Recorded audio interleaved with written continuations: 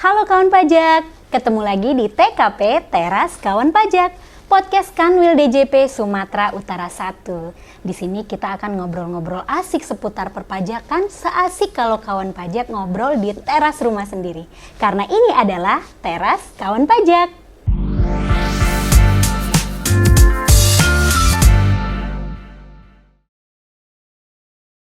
Kawan pajak, hari ini kita akan bahas aspek perpajakan terkait pekerjaan yang relate dengan platform yang sedang kita gunakan saat ini. Apalagi kalau bukan media sosial. Nah, apa pekerjaannya? Yaitu pembuat konten daring atau konten kreator. Belakangan ini, konten kreator menjadi salah satu sumber penghasilan favoritnya generasi milenial.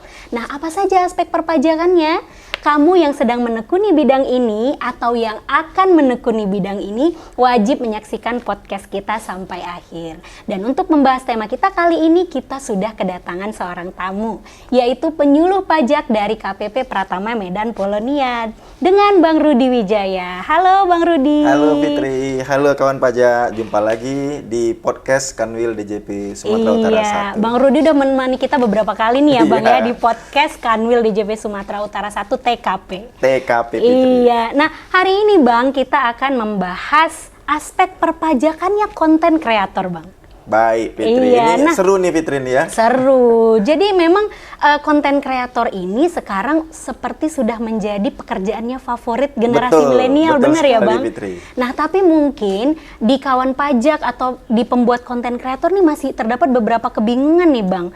Pada saat mereka menerima fee. Kadang ada yang sudah langsung dipotong pajak. Ya, betul. Tapi ada juga yang belum dipotong pajak. Nah, apabila sudah dipotong pajak, apakah mereka harus tetap bayar pajak lagi nggak? Gitu. Jadi pertanyaannya banyak dan bercabang nih jadinya ya Bang Rudi. Betul sekali Fitri. Nah, sebelum kita masuk ke situ Bang, ke teknis perpajakan, mungkin kita mulai dari awal nih Bang. Sebenarnya siapa aja sih subjek pajak untuk bidang ini Bang? Silakan Bang Rudi.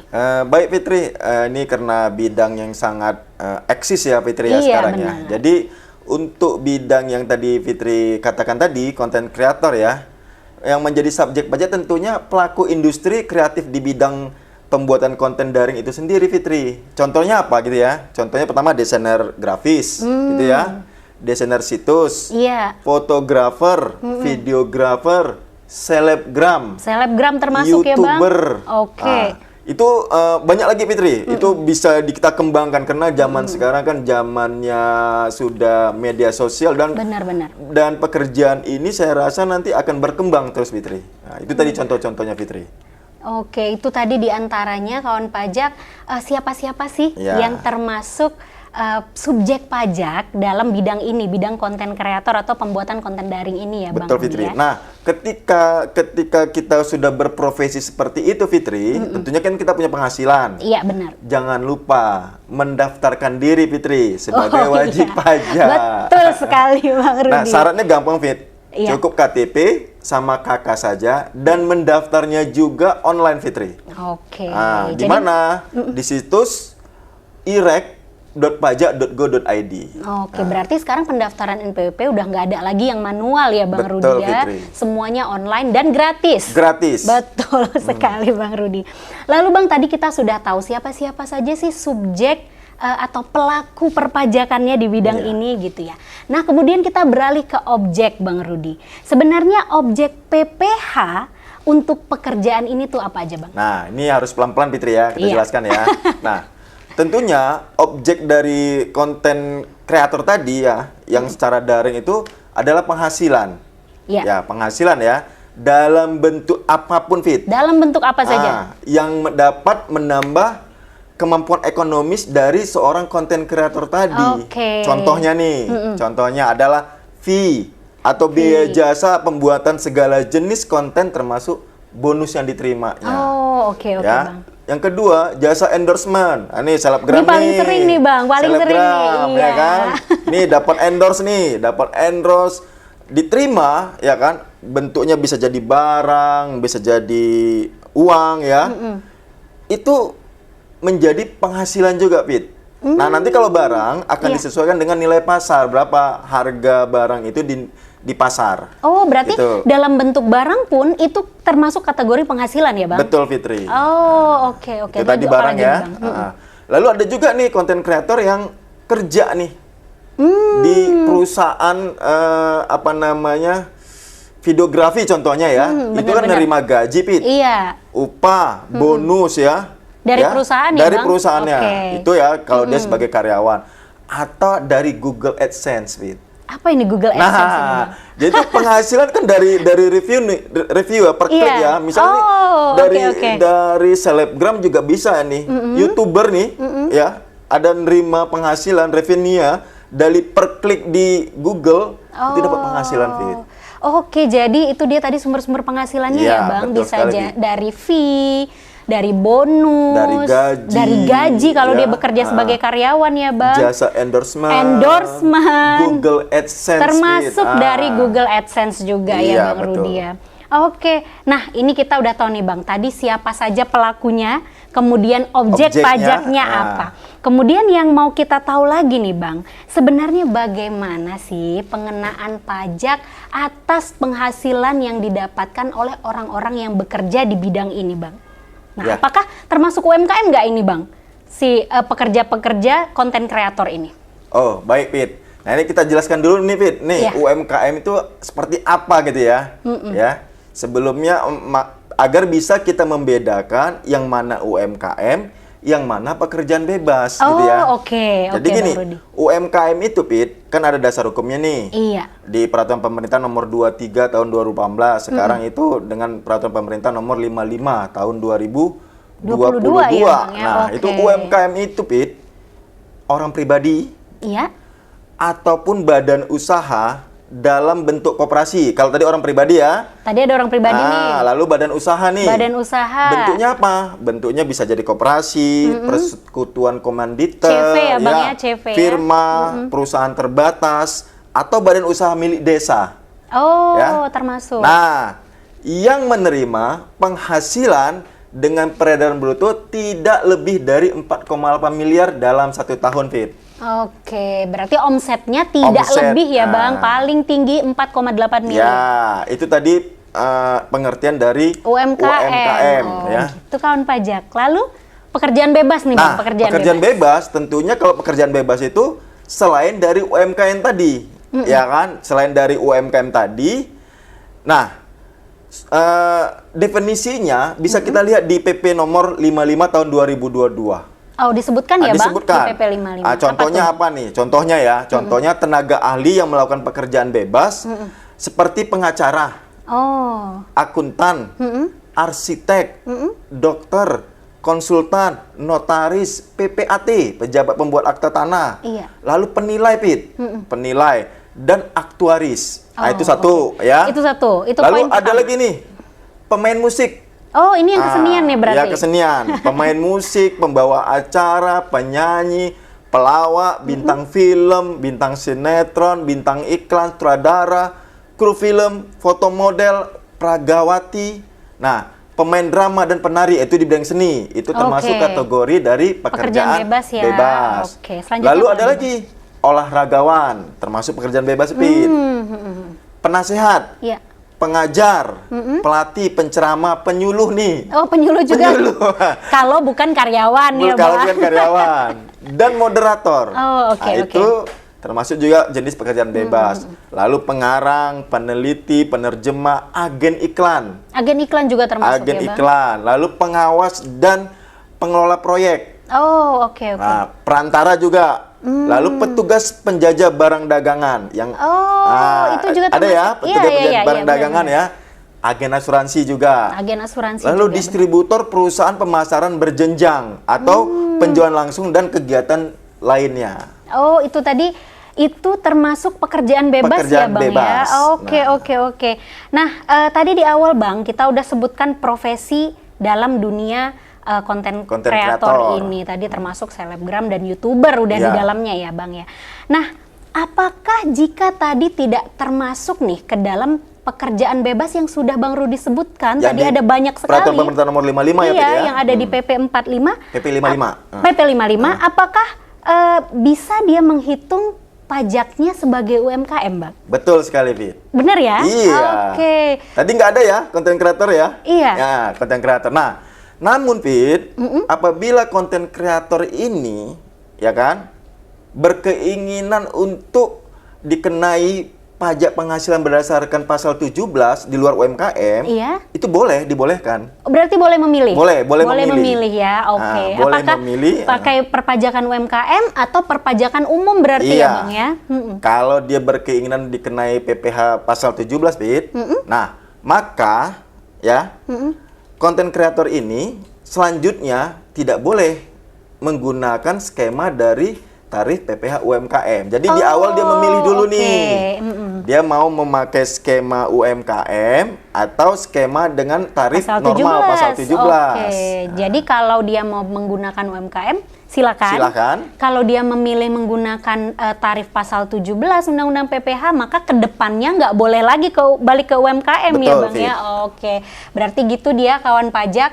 Kalau kita sudah memilih untuk menggunakan tarif pasal 17 Undang-Undang PPh, meskipun sebenarnya kategorinya UMKM ya, Bang. Iya, betul. Maka tidak boleh lagi nih ke depannya untuk balik ke tarif PPh final UMKM ya, Bang Rudi ya. Betul sekali. Oke. Nah, kalau gitu gimana perhitungannya, Bang, untuk seorang konten kreator ini? Wah, Tadi ini kita udah dalam ini nih, ya. iya, tadi tarifnya baru ya, Bang ya. Tadi tarifnya baru. Sekarang gimana perhitungannya, Bang? Coba. Baik, Fit. Ini kita jelaskan pelan-pelan nih, Fit ya. Iya. Untuk konten kreator orang pribadi ya, saya garis bawahi orang pribadi dulu, ya, kawan pajak. ya. Oke. Dia bekerja sendiri ya, tidak tanpa terikat hubungan pekerjaan dengan pihak lain. Berarti Artinya dia bukan freelance. jadi pegawai, dia Bukan freelance. pegawai ya. Nah, dia bukan pegawai suatu perusahaan, tapi dia freelance ya. Maka omset konten kreator tadi sampai dengan 500 juta setahun tidak dikenai pajak. Oh, berarti dia termasuk kategori UMKM orang pribadi. Iya. Yang 500 juta omsetnya di awal tahun tidak dikenai PPh ya, dalam Bang ya? satu tahun. Dalam satu tahun Nah. ya, oke. Namun itu sifatnya kumulatif ya, Pit ya. Iya. Jadi misalnya tadi di bulan Januari nerima 100 juta nih. Februari 100 juta Iya. ya kan, sampai bulan Mei terima 400 juta. Oke. Misalnya di bulan Juni nerima lagi nih 200 juta nih. Maka di bulan Juninya nanti konten kreator tersebut dikenai PPh final UMKM sebesar 0,5% atas selisih, Fit. Oh, bukan dari semuanya bukan yang dari diterima semuanya. ya. Dari Karena tadi 500 jutanya bebas pajak bebas ya, pajak. Bang ya. Oke. Jadi tadi setelah akumulasi menjadi 600 juta sampai dengan Juni, Iya. maka yang dikenakan pajak adalah 600 juta kurang 500 juta. Jadi 100 juta jutanya aja. dikalikan tarif 0,5%. Oh, begitu dia kawan pajak Ya. cara menghitungnya. Betul. Nah, itu tadi untuk konten kreator orang pribadi. UMKM. Kalau Satu lagi, dia Fit, ketinggalan. Oh, nih. ada yang ketinggalan. Oke, silakan, sedikit. silakan. Nah, untuk orang pribadi ini, ya kan, boleh menggunakan skema UMKM tadi, PP 23 tahun 2018 tadi, selama 7 tahun, Fit. ada jangka waktunya. Ya, jadi nggak selamanya juga. Iya, iya. Gitu ya. Selama Bukan untuk 7 selamanya ya, tahun, Bang.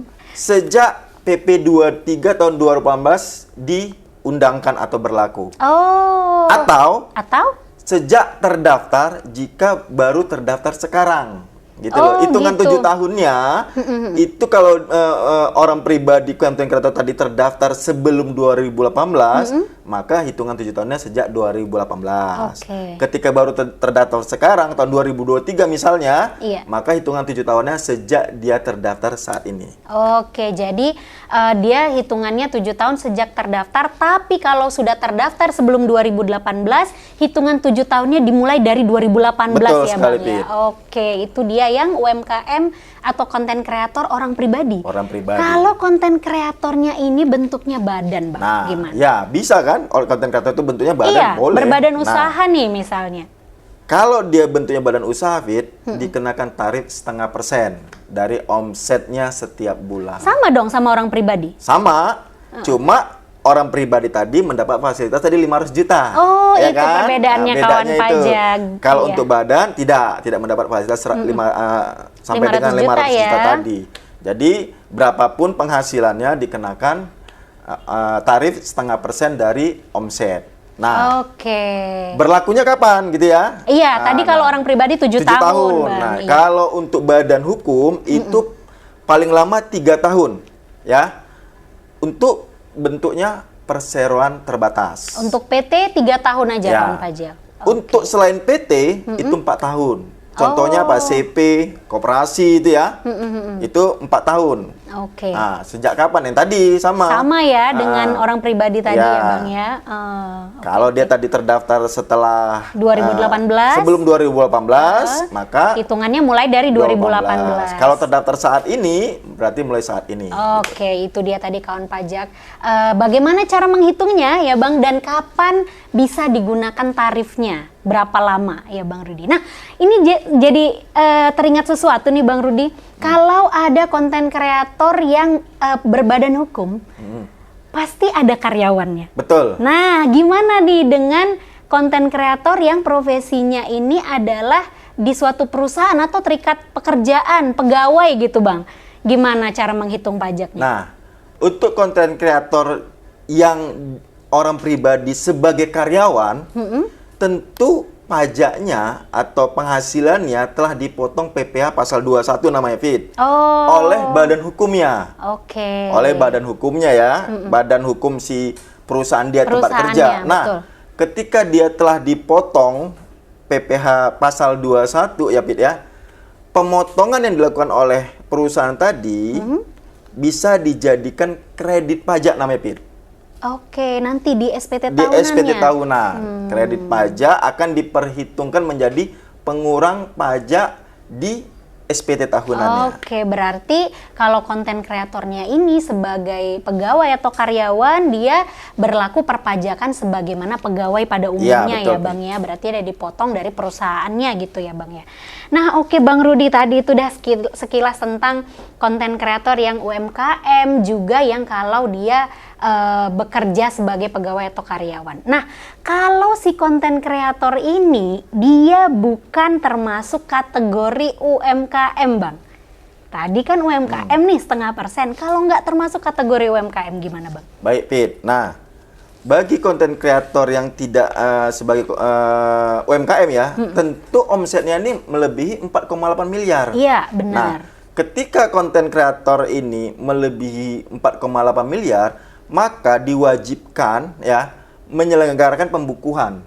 Oke. Nah, lalu gimana pajaknya? Menggunakan tarif normal pasal 17 Undang-Undang PPh. Baik OP maupun badan ya, Bang? Oke. Lalu Pit, ingat karena udah lewat 4,8 miliar, Iya. harus dikukuhkan sebagai pengusaha kena pajak. Oh, benar sekali. Apabila dia menyerahkan barang kena pajak atau Iya, jasa kena pajak betul. ya, Bang? Betul sekali. Iya, oke. Berarti ini untuk kawan pajak yang sekarang sudah sebagai konten kreator dan omsetnya mudah-mudahan sudah mencapai atau melebihi 4,8 miliar, maka sudah wajib ya Bang ya hukumnya menggunakan tarif Pasal 17. Pasal 17 Undang-Undang PPh, baik orang pribadi maupun badan, dan harus dikukuhkan sebagai pengusaha PKP. kena pajak PKP.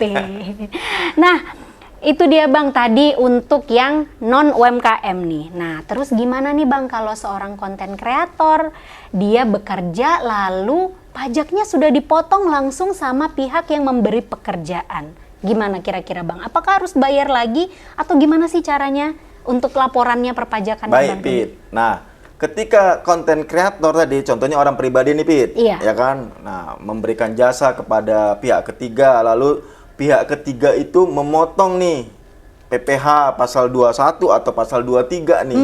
Ya kan? Ketika mau dibayar penghasilannya nih dipotong nih pasal 21 pasal 23 nih. Ya betul, kan? Bang. Mau diapain ini kan gitu ya? Iya kan, Nah, bingung. Mau diapain ini lembar apa bukti harus bayar pemotongan lagi kan ini? gitu ya?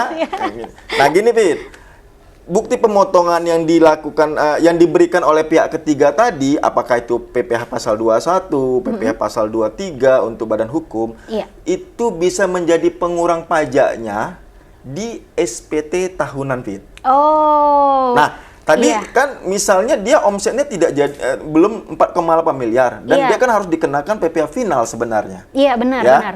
Nah, ketika dia wajib juga membayar PPh final tadi, ya. Nah, terus yang udah dipotong gimana, Bang? Namun yang sudah dipotongnya tidak hilang, Fit. Oh, nggak hangus ya, Nggak Bang ya? hangus. Nanti tinggal diperhitungkan saja di SPT tahunannya. Yang pertama menjadi pengurang pajak. Oh, Iya. saya kan nggak bayar pajak lagi, udah final kan Udah gitu ya. final Nah, tadi. Maka bukti potong tadi ya dapat diminta kembali, Pit. Oh, Jadi berarti SPT pengembalian ya? SPT tahunannya itu ya menjadi lebih bayar kalau dia mengkreditkannya di SPT tahunan. Oh, Ya, oke. menjadi lebih bayar. Iya, benar. Ketika jadi lebih bayar, maka dia dapat mengklaim untuk meminta kembali dalam bentuk restitusi pajak Oh, tapi di akhir tahun nanti di ya? akhir tahun. Oh, oke. Baik, Bang Rudi, terima kasih banyak informasi yang sudah kita bagikan hari ini, berguna sekali, Bang Rudi. Mudah-mudahan para konten kreator, kawan pajak yang profesinya adalah konten kreator, menyaksikan podcast kita hari ini. Betul ya, Bang sekali, ya. Fit. Mudah-mudahan bermanfaat ya, Fit ya. Iya, betul. Jadi nggak kebingungan lagi, Bang, pada saat melaksanakan kewajiban perpajakan. Dan kawan pajak jangan lupa ikuti akun media sosial Kanwil DJP Sumatera Utara 1.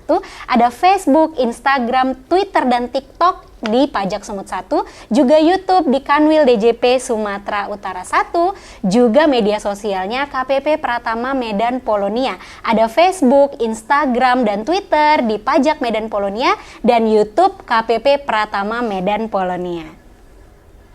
Kawan pajak, selesai sudah kita bahas aspek perpajakan konten kreator. Kita akan bahas topik lainnya di podcast selanjutnya. Jangan lupa like video ini dan subscribe channel kita supaya kawan pajak dapat informasi perpajakan terbaru dari Teras Kawan Pajak. Terima kasih sudah menyaksikan video ini. Saya dan Bang Rudi pamit undur diri. Sampai jumpa lagi, Sampai kawan jumpa, pajak. kawan pajak.